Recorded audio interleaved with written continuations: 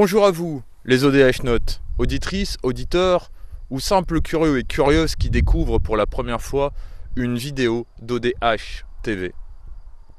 Bienvenue dans cette nouvelle édition des interviews des mémoires de l'ufologie française ou francophone pour les générations futures.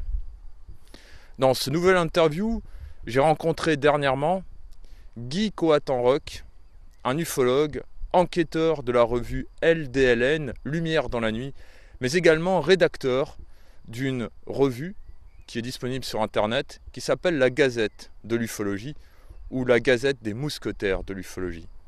Mais passons dès à présent à l'interview.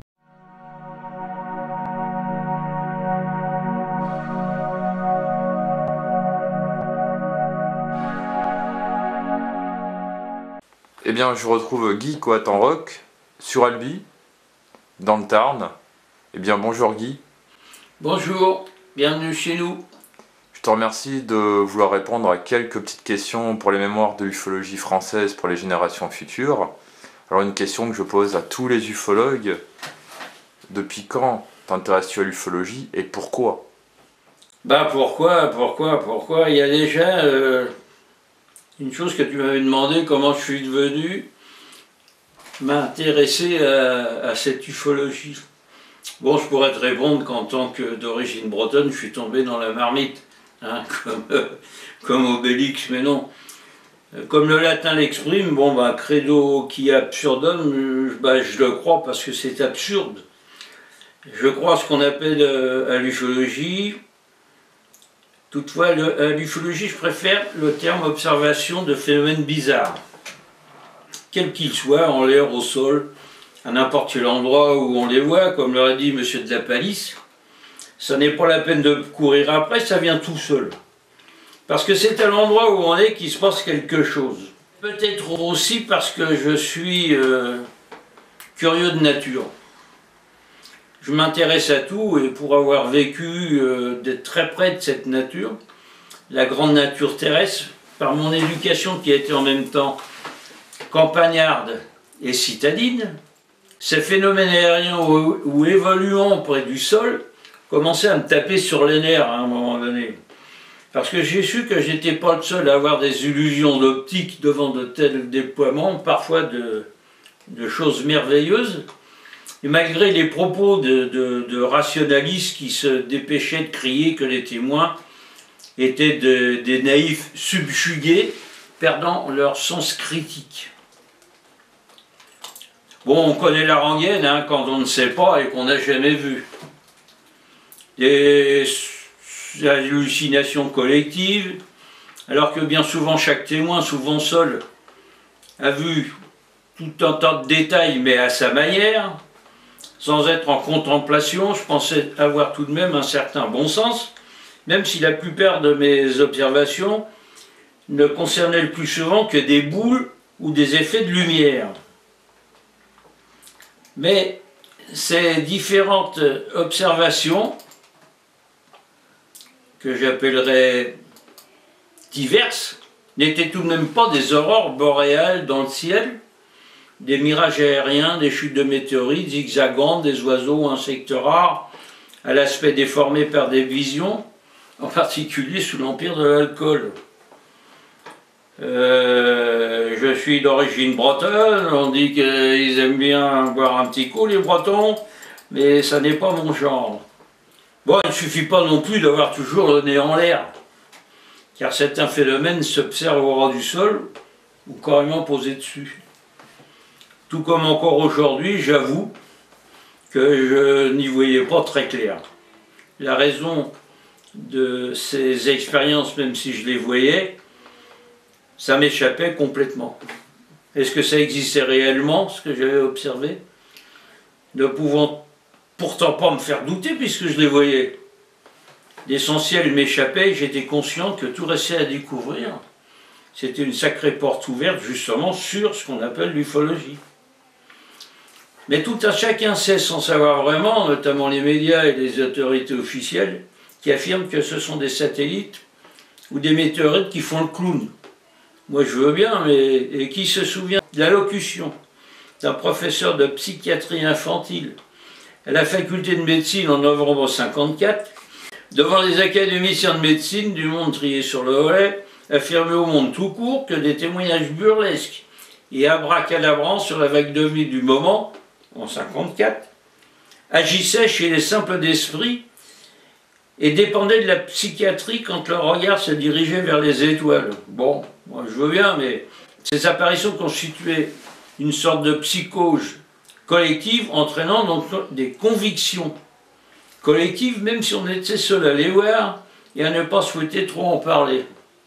Pour cause justement de ne pas passer pour un simple d'esprit, quand le bon sens eût exigé avant tout qu'on examinât leur témoignage d'un peu plus près. À dire vrai, comme disait si bien mon compatriote Thierry Luron en imitant le président Giscard, aujourd'hui je ne suis pas plus avancé dans la compréhension des phénomènes que je continue, parfois mais plus rarement, d'observer, ou raconté ou vécu par d'autres témoins. Et ça en est frustrant et agaçant, mais bon, je le redis, il faut faire avec. Hein. Comme certainement d'autres, je suspends la matière mon jugement affirmatif ou négatif et refuse mon adhésion à des croyances généralement admises. Je ne doute pas de tout ce qui n'est pas prouvé de manière évidente, surtout par les sciences. Je suis sceptique, incrédule, défiant, incroyant, dubitatif, perplexe, tout à la fois, mais philosophiquement, dans le vrai sens du sens, c'est-à-dire expectatif. Dans l'attente de probabilités éventuelles, si toutefois le phénomène se décide à intervenir réellement, ce qui est indépendant de notre et surtout de ma volonté. Et ça m'agace aussi. Mais n'avons-nous pas tous à un degré variable une certaine crédibilité qui nous porte à croire ce qu'on nous dit? Or, la crédibilité nous est donnée pour que nous puissions croire sur parole, sans exiger des preuves rationnelles ou morales à l'appui. C'est un lien moral des plus importants. Sans lui, pas d'éducation, pas de tradition, pas d'histoire, pas de transaction, pas de pacte social. Car étant étranger à toute impulsion de ce sentiment, tout témoignage serait non avenu. Les assurances les plus véhémentes de notre meilleur ami, nous annonçant d'une voix haletante ou passionnée une nouvelle ou un événement extraordinaire, nous trouverait aussi froid, aussi impassible que si l'on s'en trouve étranger et indifférent. L'esprit resterait fixe et imperturbable dans l'équilibre du doute, et l'évidence seule serait la puissance capable de l'en faire sortir. Croire sans la crédibilité serait aussi difficile que de voir sans la vue. Ce serait radicalement impossible. La crédibilité est une propriété du cerveau. Quand cette crédibilité devient excessive, elle s'appelle crédulité. La crédibilité est physiologique et la crédulité est une infirmité. C'est ainsi par soi-même que l'on construit sa légitimité naturelle et qu'on s'ouvre des portes. Cet intéressement est venu petit à petit comme une montée en température, chez moi, progressivement, étant donné mon tempérament et ma façon de voir la vie, et surtout aussi par la suite de mon métier d'analyste. Analyse, c'est l'art de décortiquer les choses difficiles, de dénouer les difficultés, pour en faire une pelote convenable afin de ficeler facilement des paquets d'informations utiles à la réalisation de projets industriels, de renseignements militaires ou autres. Habitué à des choses différentes, il m'a suffi d'ouvrir les yeux naturellement, virtuellement ou autrement, si cela existe, pour être en harmonie avec elle, cette nature, pour celui qui sait ce qu'elle vaut et qui la respecte, car elle donne tout l'essentiel. Ça pousse à avancer, mais il ne faut pas la trahir. Je ne suis pas devenu pour autant semblable à un terrestre extra, je ne suis pas non plus métamorphosé en intra ou en extraterrestre. Telle étant ma nature, je suis resté ce que je suis, dans ce que je pense être mon existence, dans l'observation de curiosité depuis son début de cette existence. Ce seraient les préliminaires à mon intéressement. En plus, si on commence à entrer dans tous les hasards et coïncidences qui m'ont emmené à ça, là, ça risque d'être vertigineux. Dans tous les cas, Ceci a changé ma vie et a eu comme conséquence que ce qui m'est arrivé a été, j'en suis persuadé, réalisé pour mon bien. Et puis on m'a appris à me poser le plus souvent cette question. Pourquoi? Parce que, comme disait mon père lorsque lui posait une question à laquelle il ne pouvait pas répondre, j'ai observé des phénomènes vraiment bouillabaisse, ragougnasse, mélange incroyable de faits passionnants, parfois très photogéniques, riches en couleurs magnifiques, pour qui s'y intéresse, semblables à des images comme des fantasmes purs, toujours sortis de rêveries impossibles. J'en ai vu avec des témoins sans avoir pu trouver une seule explication par rapport à nos connaissances actuelles. J'ai entendu et écouté d'autres personnes de tous bords qui sont venues naturellement vers moi sans que je leur demande quoi que ce soit. Et comme leur commence une conversation, je suis extrêmement bavard et curieuse, mais tout en laissant la personne parler sans l'influencer. Simplement parfois à l'aider à s'exprimer ce qu'elle souhaite révéler, parce que pour certains individus, c'est extrêmement difficile de voyager dans l'œil du cyclone idéologico, scientifico, politico, religieux qui parfois déborde en nos conversations, surtout chez les faux culs de l'UFO. Savoir écouter, croire la personne, car il y a quelque chose de pire que d'avoir de mauvaises convictions. C'est d'avoir une mauvaise croyance et expérience toute faite selon les normes du savoir imparfait actuel, surtout dans ce domaine UFO. Nous avons continuellement affaire à des personnages éruptifs, gonflés de savoir, de professions politiquement correctes, elles aussi imbues d'identité et de notabilité diverses inutiles, obstacles à la réalité réelle et non faisandée. Bien que je n'ignorais à ce point que ceci revient, comme à le clamer haut et fort, dans la bouchure d'un trombone d'orchestre symphonique, pour que cela sorte plus fort en acoustique, j'ai dénoncé assez souvent que l'ambivalence de fâcheux en effervescence profite à ceux qui, inévitablement, politico-scientifiques ou non, foutent le cirque dans le monde de l'UFO. Or donc, bravo ces blaireaux du non-savoir, idoles des Facebook et autres réseaux sociaux. On reproche aux ufologues leur naïveté et leur non-savoir sur des sujets expérimentaux qu'ils ne maîtrisent pas quand ils affirment qu'ils n'observent qu'enquête, puisqu'ils n'ont pas, la plupart d'entre eux, ce ne sont pas des oiseaux rares nantis d'une science universelle, la spécificité d'expliquer ces phénomènes anormaux, ce que par ailleurs les spécialistes en différentes matières scientifiques ne peuvent pas expliquer eux non plus. Phénomènes par ailleurs divers, adaptables aux situations du moment, capables de manipuler, de modifier un environnement et surtout imprévisible, apparemment intéressés par nos progrès technologiques et nos moyens d'aller au-delà de notre espace terrien. C'est pourquoi je n'affirme jamais rien et écris et parle toujours du témoignage ou des informations des autres qu'en conjugaison au subjonctif et mes expériences propres qu'à l'indicatif. Pourquoi il ne serait pas question d'un travers, de multivers, d'univers multidimensionnel, replié, feuilleté comme de la pâte feuilletée à gâteau, d'autres dimensions au programme d'apprentissage vis-à-vis de l'humanité qui évolue depuis les temps multi-anciens? Je n'en sais rien, et j'en laisse la responsabilité de la découverte aux chercheurs. Moi, j'en sais rien. On nous affirme toujours que si un extramonde terrestre existe, il n'est pas possible de lui rendre visite, puisque voyager, selon les connaissances terrestres, même à la vitesse de la lumière, serait impossible. Est-il possible de traverser une cascade de glace avec un doigt par moins 30 degrés au-dessous de zéro? Non. Mais ceci l'est si la glace a fondu et s'écoule l'été par 20 degrés en mois de juillet. Ce qui permet, c'est la différence de température que l'on connaît ou un autre moyen qui, lui, tout au moins, car celui-là est naturel, une lampe à souder à gaz ou une torche à plasma. Voyager ultra rapidement dans l'espace sera peut-être possible un jour, qui viendra avec une technique inconnue de nous. Ce jour, la connaissance évoluant depuis cette dernière décennie à une vitesse inconnue, du précurseur de la poule au pot, Henri, au panache et à son cheval blanc.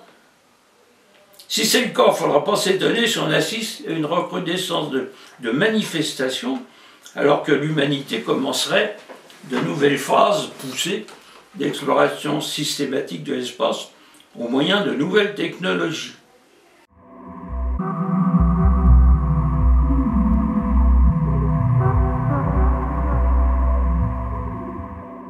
Ma curiosité, elle est partie aussi qu'en Algérie, bon,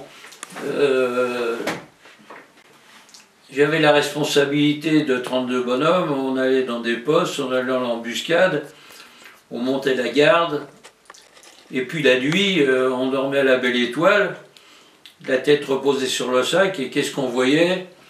Le ciel d'Afrique du Nord, il est magnifique, hein. C'est beau comme tout là-bas, hein. C'est un bleu, mais alors même de nuit, c'est pas noir comme en France, quoi. C'est lumineux. Et là, avec les copains, on voyait toujours ces phénomènes bizarres, des étoiles rouges, vertes, jaunes. Tu dis ça à n'importe lequel, il va dire c'est un météore, c'est une étoile filante. Non, parce que tu n'as jamais vu une étoile filante faire des zigzags, aller à droite à gauche, faire des ronds, des trucs comme ça. À l'époque, j'y prêtais pas tellement attention, on prêtait surtout attention au fameux Spoutnik. C'était donc en 1956-57 à l'époque. Et puis, bon, je suis démobilisé, je rentre, et je me trouve à un moment donné à me faire soigner parce que j'avais la dysenterie amibienne. Et qu'est-ce que je vois dans la salle d'attente? Comment dirais-je, une espèce de papier renéotypé de couleur jaune, LDLN. Je me suis mis à le lire, il y avait des choses intéressantes dessus. Et puis, pour les aider, ils demandaient un abonnement. Je me suis dit, tiens, c'est pas mal comme truc, quoi. Il y a un petit peu de tout là-dessus. Ça a commencé comme ça. Et ça, c'était quand je suis rentré, ça devait être début d'année 59. Voilà, ça a démarré comme ça. Au fil du temps, donc, je recevais les numéros et ils demandaient des témoignages, même de faire des enquêtes, des choses comme ça. Bon, moi qui suis assez bavard, je l'ai dit. Et puis, bon, ben, au fil du temps, je me suis un petit peu intégré là-dedans. D'ailleurs, j'ai fait beaucoup d'enquêtes, de trucs de papier envoyés. Ça n'est jamais paru. Par contre, ça peut être aider des gens à faire des bouquins, des choses comme ça, quoi. Mais ça n'a pas d'importance. C'est comme ça que je suis devenu en quelque sorte un enquêteur amateur, quoi. Hein, donc tu as rencontré de nombreux témoins? Oh, j'ai rencontré des gens, oui, mais il y avait beaucoup peut-être pas de choses qui semblaient fausses, mais peut-être mal interprétées. Alors là, il faut en prendre et en laisser, quoi. Hein.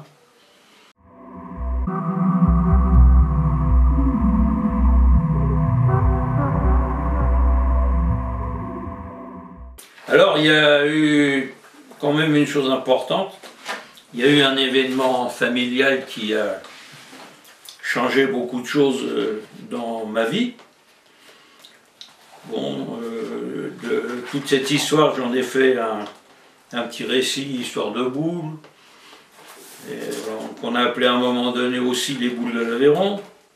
C'est-à-dire un jour, un des cousins de mon épouse, parce qu'on venait de temps en temps, avant d'avoir la maison ici à Albi, comme on travaillait à Paris, on venait à l'occasion chez ses parents.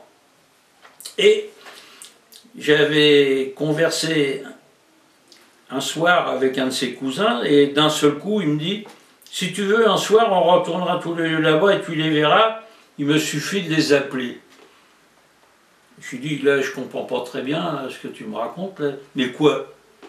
Alors, il me raconte une drôle d'histoire, c'est-à-dire que ce qu'on appelle maintenant un week-end, dans une fin de semaine, il part rejoindre un de ses copains parce qu'ils avaient rendez-vous pour aller à un bal. À l'époque, ils habitaient Sauveterre-de-Rouergue. Il n'y avait pas tellement, dans les années 67, de quoi s'occuper pour des gars de son âge, 18-19 ans. Et puis, il prend sa voiture et il va chez son copain à l'assemblée de la nuit. À un moment donné, il est pris d'une envie naturelle et il arrête sa voiture, il va sur un petit chemin et au moment où il faisait son affaire, il voit des boules translucides sur la route à peu près d'1 mètre de haut qui avançaient à ras de terre. Là, il est paniqué, il fout le camp, il arrive chez son copain, ils expliquent l'histoire. Il était tellement dans un état d'énervement et de panique que le père de son copain et son ami décident de repartir à l'endroit pour voir vraiment qu'est-ce qui lui était arrivé. Arrivés sur place, ils ont vu effectivement les boules. Le père avait pris une lampe électrique, parce que la nuit était bien avancée, et au moment où il commence à faire des sillons, il y a un gros flash, et les boules disparaissent.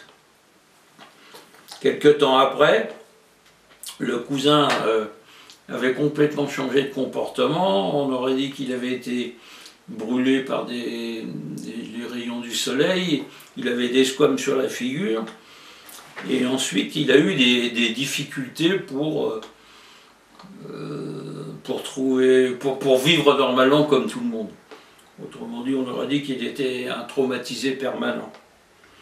Et puis à chaque fois que je le voyais, il essayait toujours de me raconter un petit bout de ses affaires.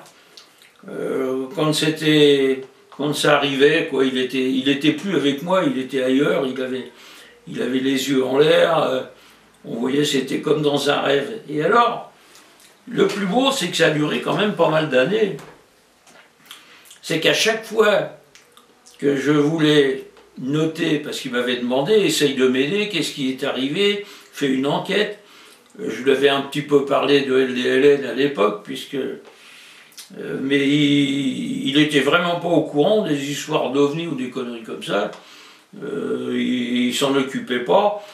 Son travail de la campagne, c'était un type simple. Il avait son boulot, il était menuisier, il était tranquille, il avait une vie tranquille. Et à chaque fois que je voulais avoir un détail, il y avait quelque chose qui nous en empêchait d'aller plus vers ce qu'il voulait me raconter.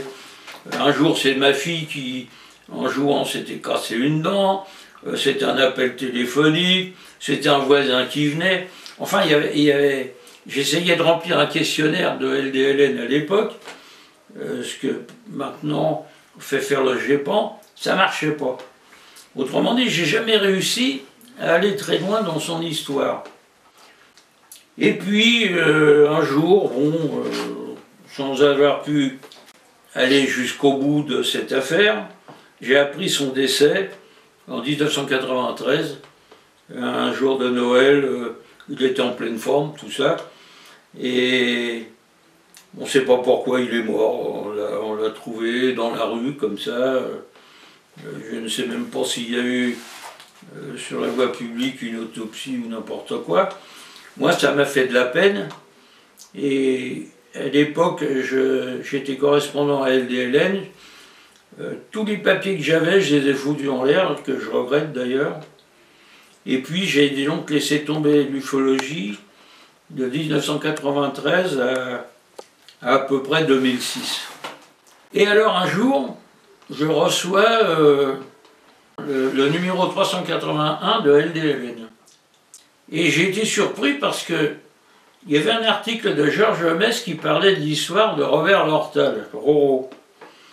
Et à lire ce récit, c'était exactement la même chose au même moment de l'histoire des boules qu'avait vu le cousin André.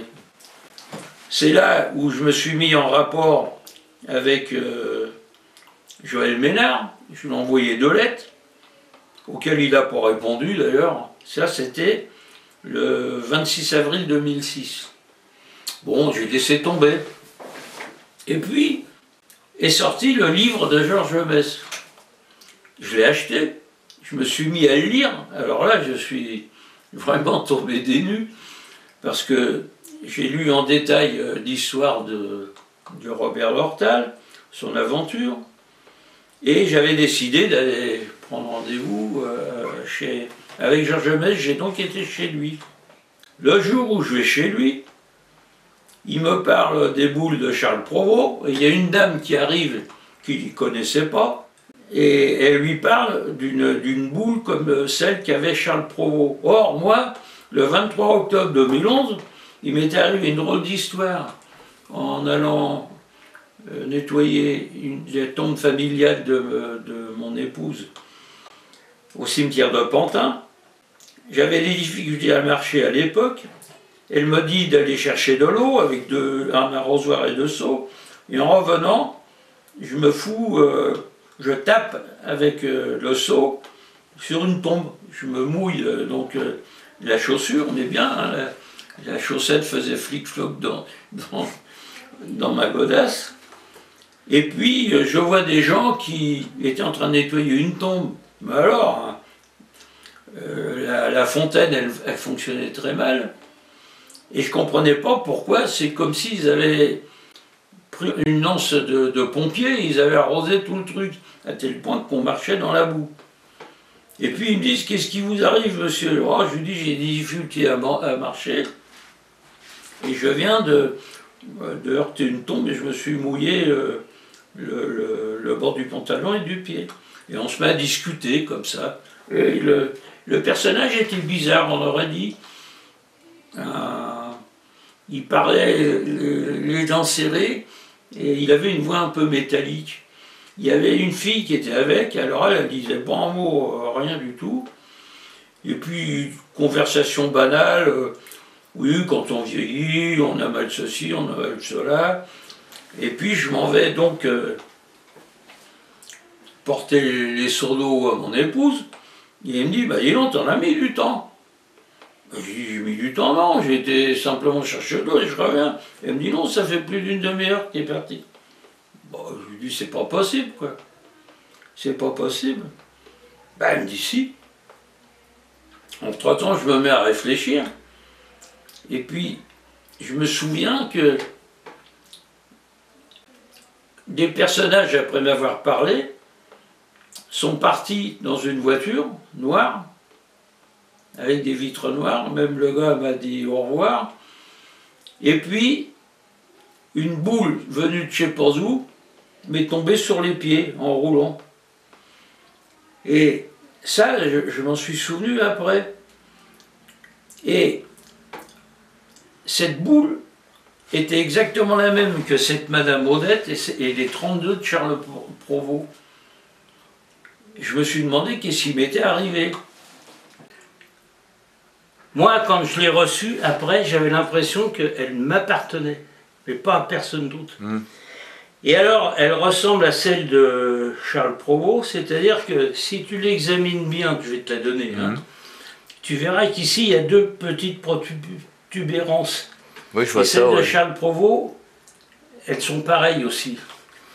Alors, il en a des plus ou moins rondes, un tout petit peu plus grosses. Celle de Madame Odette, là, elle n'a pas tout à fait la même forme, elle est un peu plus grosse. On me l'a grattée pour avoir de la matière à examiner. Elle serait de densité 4, point rien du tout, 0. C'est-à-dire que d'une matière qui n'existerait pas, soi-disant, sur Terre. Mais je ne l'ai pas donné à examiner entièrement parce qu'à Charles Provost, on lui en a pris une qu'on ne lui a jamais rendue.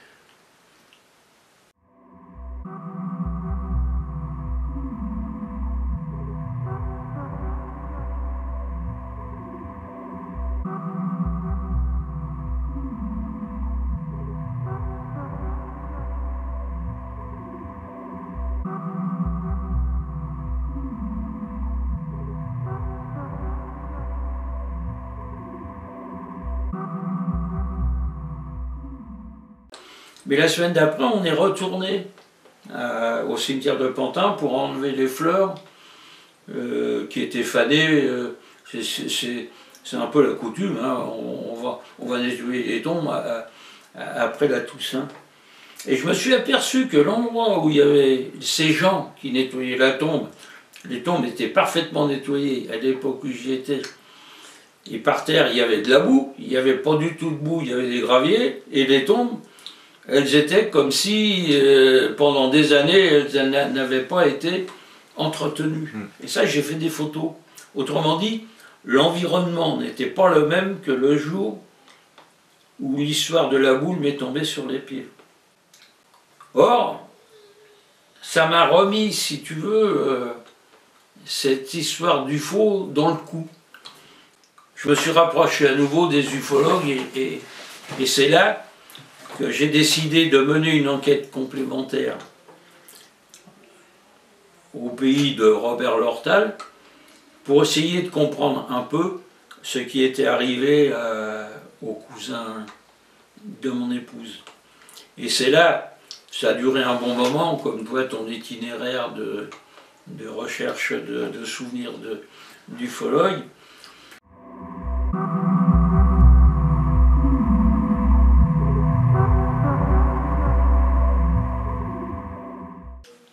Je suis un petit peu bloqué parce que ça m'énerve. Ça m'énerve un peu de ne pas avoir pu aboutir à un résultat. Et dans cette histoire, il y a un mystère. Il y a un mystère. Je ne sais pas ce que je pourrais en dire. Et là, je suis bloqué. Je suis bloqué parce que c'est vraiment une histoire abracadabrante. Pourquoi il m'a dit, si tu veux un soir, on ira les voir. Ça voudrait dire qu'en plus de cette histoire de boule lumineuse qu'on voit un soir, il aurait eu une aventure peut-être identique à celle de Robert Lortal, et que je ne peux pas le savoir. Parce que ces histoires de boules, il y en a eu d'autres. Hein. Il y en a eu d'autres ailleurs. Parce que dans mes enquêtes, par exemple, je suis en train de chercher là, il y a eu des curieuses sphères accompagnatrices dans l'Oise un soir d'avril 1947. Il y a eu quand même 2 filles qui ont été suivies. Il y a eu un rapport fait sur la question j'en ai parlé sur par Jean-Marie Bigorne dans le LDLN numéro 389. Donc, il n'y a pas eu que Robert Lortal, il n'y a pas eu que le cousin d'Aidé, il n'y a pas eu que ces filles-là, dans l'Oise. Et puis, je suis tombé aussi sur une drôle d'histoire. C'est-à-dire que une fille qui avait été enlevée, abductée, on voit des personnages qu'on appelle extraterrestres en train de lui ôter une boule comme la mienne de son corps, du sein. Voilà. Et ça a été traité dans des cas d'abduction en France, dans les numéros, dans 1, 2, 3, 4, 5, 6, 7, 8 numéros de LDLN, depuis le 314 jusqu'au 380. C'est vraiment dingue cette histoire. Et alors, mon personnage, là, comme j'avais pas pris de photo, j'ai essayé d'en faire un dessin. De dessin, les deux, ils ressemblaient à ça. Voilà. C'est marrant parce que ce personnage-là, c'était sa grande bouche, ce sourire un peu rectangulaire, là, qui bougeait presque pas. Et ça m'a fait penser à un robot, il avait une tête de clown. Ouais.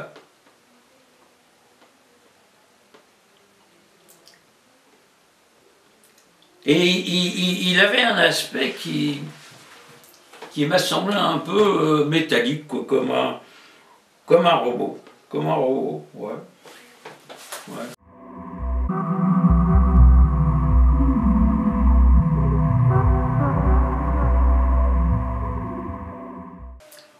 Pour moi, ça a été, si tu veux, une sorte de révélation. Parce que là, je me suis dit qu'il y avait quelque chose, là, il y avait une anguille sous roche, ça commençait à devenir assez intéressant. Et dans cette période-là, il y a eu une période intense au point de vue observation. Un jour, un soir, j'entends, j'étais dans mon bureau qui est sous le toit chez moi dans le Val d'Oise, et puis j'entends, la fête étant ouverte, j'entends comme un moulin à café qui moule du café, vous voyez. Je me suis dit, c'est bizarre, c'est un drôle de bruit, c'est pas un moteur, c'est quoi? Il n'y a personne qui tombe de l'herbe à cette heure-ci, il était au moins 10 heures du soir. Je mets le nez à la fenêtre et qu'est-ce que je vois? Un espèce d'engin lumineux. C'est pas un engin lumineux, ce sont des lumières de toutes les couleurs, mais très belles, quoi. Et alors, ce qui m'a semblé bizarre, c'est que elles étaient au loin, elles étaient au près. J'ai toujours mon appareil photo à côté de moi. Je prends une photo, j'en prends 2, j'en prends 3, tu sais, en rafale. Et puis, la lumière s'éloignant, je vais de l'autre côté et je prends une photo. Et celle-là sur laquelle il y avait quelque chose, parce que sur les autres, en les regardant, il n'y avait plus rien du tout. Et il y a eu une multiplicité de phénomènes comme ça qui sont arrivés après. Et ça m'a donné comme une prise de conscience. Et comme je correspondais pas mal avec l'équipe de ce qu'on appelait les mousquetaires de l'UFO, ça m'a donné que j'avais comme une tâche à faire, c'est-à-dire à mettre à jour toutes ces informations. Parce que si l'ufologie a du mal à émerger, son plus grand succès, c'est d'avoir mis au fait de l'existence de ces phénomènes. Ça a été mon avis à l'époque, parce que les responsables et les autorités gouvernementales ont donc le devoir d'avouer qu'il existe bien des choses bizarres, inexplicables, et qui se passent pour le moment sans que le Pékin ordinaire en soit informé. Cette situation doit bien gratouiller l'esprit et l'éventuel savoir, pour moi ignorant en l'état de nombreux individus qui s'octroient le monopole de notre existence terrienne. C'est une révélation, par exemple, qui foutrait une sacrée zaouïa dans nos sociétés existantes. Et alors, personnellement, j'ai pensé que ma tâche était d'informer les autres, sans interprétation, et de croire le témoin, d'autant plus que moi-même, j'en avais observé de ces phénomènes bizarres pendant cette période que je dirais intense, pour avoir bien vécu aussi de nombreuses coïncidences qui, à mon avis, n'ont pas tout été dues au hasard. Hein. Et alors c'est là que, suite à mon idée de conserver pour moi des échanges maillés de ce qu'on a appelé à l'époque les mousquetaires de l'UFO, j'ai eu l'idée de créer la Gazette. Je crois que c'est en novembre 2014, pour en faire profiter les autres. Voilà. Mais pour moi, il y a une période qui est difficile à exprimer, c'est d'expliquer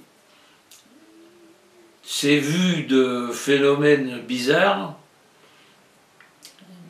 mais qui s'apparentent à autre chose.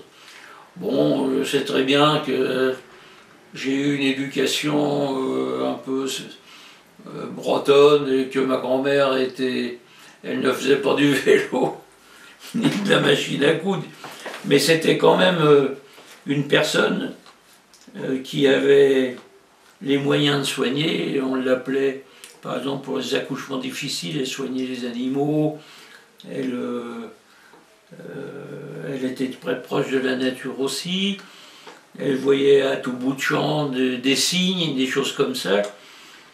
Et c'est à se demander, si tu veux, depuis que tu es né, si tu n'as pas été touché par quelque chose ou que tu n'as pas, c'est pas un don, c'est pas ça du tout, mais que tu as accès à certaines choses que les autres ne voient pas, c'est-à-dire si tu as accès à une certaine sensibilité, par exemple aux gens qui se baladent dans la rue, quoi. Hein. Voilà. C'est difficile à exprimer, tu sais. Très difficile. Mais moi, personnellement, je crois que ce qu'on me dit, mais je n'irai jamais donner une explication. Pourquoi? Parce que j'en ai pas la compétence. Je suis pas un scientifique. Hein. Voilà.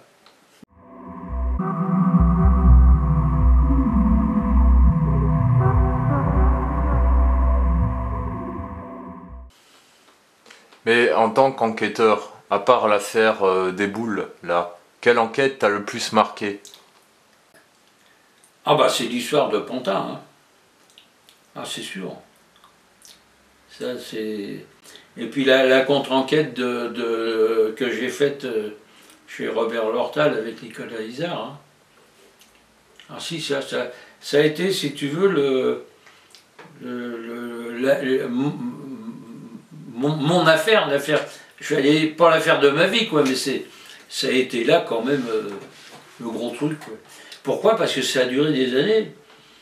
Tu te rends compte, c'est ce mystère-là du cousin André, ça a duré de 1967 jusqu'à 2006-2011. C'est à partir de 2006-2011 que j'ai commencé, non pas à comprendre ce qui s'était passé, mais à avoir des informations dessus. Parce que à ce moment-là, j'avais l'impression qu'on me foutait des bâtons dans les roues. J'avais l'impression, souvent, qu'on me disait « ça te regarde pas hein, ». Passe ton chemin, ça te regarde pas, c'est interdit. D'ailleurs, Robert Lorta, il l'a dit, il a été pendant combien, plus de 40 ans, c'est ça, interdit de révéler son aventure. Personne ne la connaissait à l'époque. Moi, je connaissais pas Robert Lortal, je connaissais pas Georges Mess. Regarde cette histoire de choses que j'avais vues quand je faisais du vélo à Taverny, à Bêtemont. Georges Mess m'a dit qu'à cet endroit-là, d'ailleurs c'est dans son bouquin, et je ne connaissais pas Georges Mess à l'époque, il m'a dit qu'il y avait un SDF qu'il avait connu, enfin après l'enquête, qui un soir dormait dans sa voiture et avait vu d'un engin débarquer des personnages. Alors de là, de dire que c'était un ovni, un engin extraterrestre, un astronef, on ne sait pas. Est-ce que c'était un système correspondant à un engin militaire secret, puisqu'il y avait la base de Taverny qui était à côté? Je ne sais pas. Mais quand j'ai raconté cette histoire-là à Georges Mess, et il m'a mis au parfum en me disant « Moi, il y a eu quelque chose à cet endroit-là que des années avant, tu as vu quand même quelque chose de bizarre. »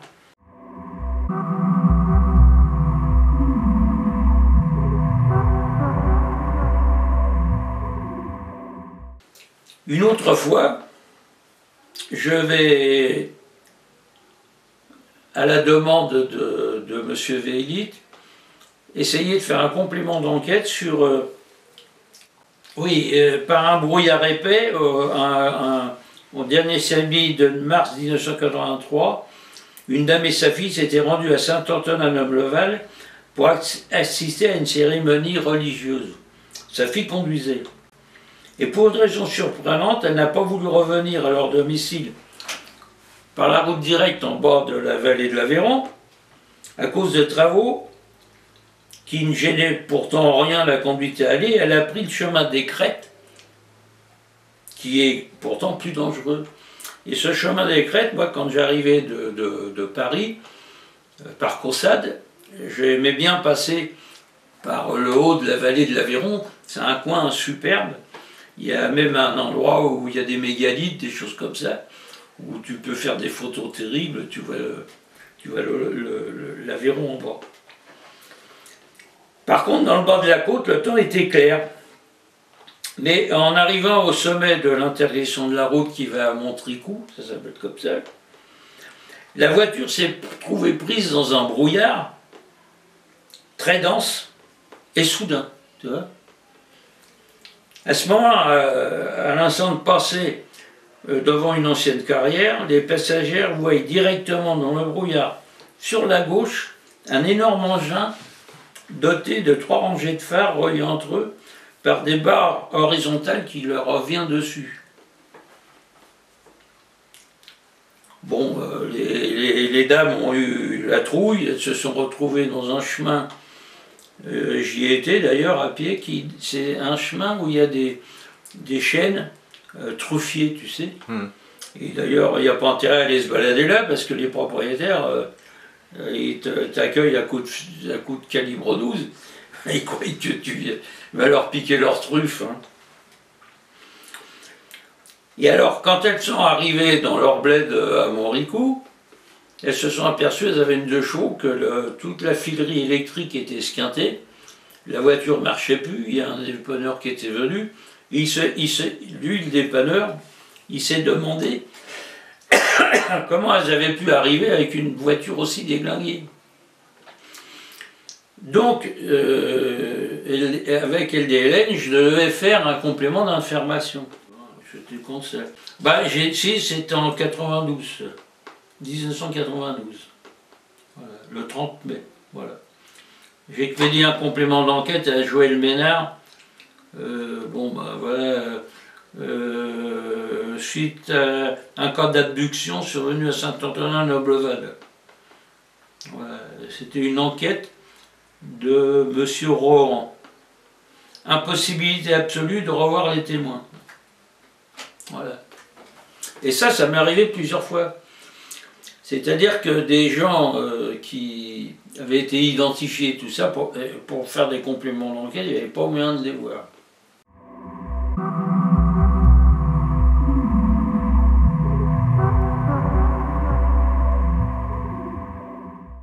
Et sinon, comme tu es enquêteur à Lumière dans la nuit depuis pas mal de temps, comment tu vois l'évolution de LDLN?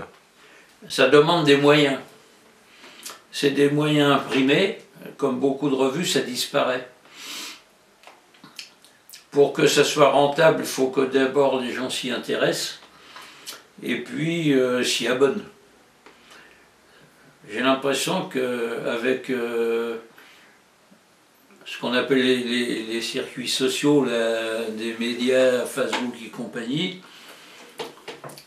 ça va tomber à l'eau, quoi. À la rigueur, ça serait un site comme OVNI Paris qui prend en charge par exemple la Gazette pour la diffuser, ce qui est fait par Internet. Je crois qu'il n'y aurait que ça, quoi. Parce que ça ne... Ou bien c'est un bouquin, comme Christelle Sauval faisait, là, ça coûte aussi. Et encore, il faut trouver des auteurs, des gens qui sont capables d'écrire, de réunir des informations. Or, ces informations, à l'heure actuelle, il y en a de moins en moins. Certains parlent de divulgation, il y aurait des choses qui viennent des États-Unis, je ne sais pas de quoi il s'agit, mais aussi il y a beaucoup de mauvaises informations. Alors l'avenir de LDLN, c'est difficile. En ce moment, moi, il y a un numéro de la Gazette qui aurait dû sortir, c'est le numéro 69. J'ai rien. J'ai rien, même avec les copains, là, ça bavarde plus. Il n'y a plus rien. On ne peut pas raconter s'il n'y a rien à raconter. Ou alors on revient toujours à la même chose.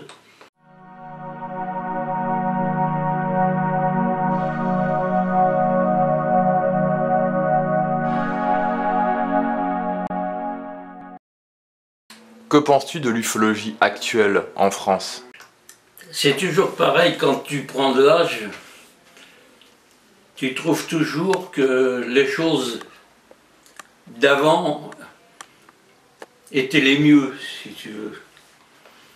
C'est un peu comme la vie, comme la société, comme pas mal de choses.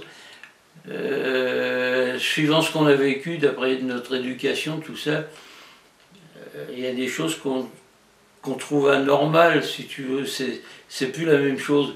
Moi, l'ufologie que j'ai connue, c'était l'ufologie bon enfant. C'était sincère, c'était nouveau, c'était gentil. Maintenant, ça a durci. C'est, si tu veux, l'affirmation du savoir de ceux qui savent rien. Tu vois, puis on reprend un peu trop la même chose, quoi. Étant donné les moyens techniques comme les photographies, les films, tout ça, on met n'importe quoi. Et ce qui est vachement dangereux, c'est des logiciels comme Facebook, quoi. Moi alors, les productions de photos, de films, de phénomènes bizarres, alors là, j'ai vraiment pas confiance du tout. J'ai pas confiance parce que, comme on soupçonne un peu que le phénomène par lui-même, il fait ce qu'il veut, il trafique un peu, il nous prend un peu pour des, pour des Cro-Magnons, quoi, hein. J'ai pas confiance. Et avec les logiciels photo et compagnie, maintenant on peut faire n'importe quoi, hein. On crée bien des dessins animés, des choses comme ça, des choses merveilleuses, quoi, hein. Par exemple, quand tu vois des films sur la guerre, la bataille d'Angleterre ou n'importe quoi, et que tu vois des reconstitutions par dessin d'avions qui n'existent plus ou des choses comme ça, avec une photographie ou un film sur un soi-disant ovni, on peut en faire autant, quoi. Alors l'avenir, j'ai peur qu'on trompe beaucoup les gens, quoi. Alors d'une part, pour se rendre intéressant, ou pour être malfaisant, et puis il y a aussi autre chose qu'il faut mettre en ligne, hein, c'est les autorités, hein. Est-ce que si quelque chose existe, elles ont envie d'aller vers une divulgation? On n'en sait rien. Soi-disant, en ce moment, ça court les rues, hein, ça court Internet, là. Ça y est, les Américains, ils vont faire ci, ils vont faire ça. Moi, j'en sais foutre rien. J'ai pas confiance. J'ai pas confiance, mais je pense que quand même, il y a des gens qui sont sérieux, quoi, hein. Depuis le temps, par exemple, qu'il y en a aussi qui traduisent des documents américains pour essayer d'avoir la vérité, par exemple comme Gilles Bourdet ou des gens comme ça, c'est quand même pas n'importe qui, hein. Voilà tout ce que je pourrais dire, quoi, mais j'ai des craintes, si tu veux, j'ai des craintes. Eh bien Guy, je te remercie d'avoir répondu à toutes ces questions. Ben, moi d'abord, je te remercie de t'être intéressé à moi. Mes petites histoires, c'était peut-être un peu confus, un peu touffu. J'ai essayé au moins d'être sincère. Voilà. Et puis, ben, c'est tout ce que je peux dire, hein. Chaque action, chaque état a une fin. Et ma foi, merci encore. Et puis, selon la tradition bretonne, porte-toi bien. Comme on dit en breton, bra en Amzer, le temps est beau. Bah, merci beaucoup. Merci. Au revoir. Voilà, c'est la fin de cette nouvelle édition des Mémoires de l'ufologie francophone. Je tiens à remercier Guy Coatanroc d'avoir répondu à toutes ces questions et d'avoir transmis son savoir et ses connaissances pour vous autres, ODH Notes, auditrices et auditeurs. Car cela mérite d'être partagé au plus grand nombre. Je vous donne rendez-vous aux prochaines interviews des Mémoires de l'ufologie francophone ou française. Je vous souhaite à tous une excellente journée et à très bientôt sur ODH TV.